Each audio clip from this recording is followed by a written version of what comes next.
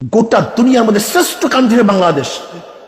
আমি এর চেয়ে ভালো কোনো কান্ট্রি দেখে বিদেশে বহু জায়গায় ঘোরাফেরা করেছি, যেখানে একটা গাছ লাগাবার জন্য হাজার হাজার টাকা বরাদ্দ হয়, আর বাংলাদেশের পাখি পায়খানা করলে সেখানে গাছ জন্ম নেয়।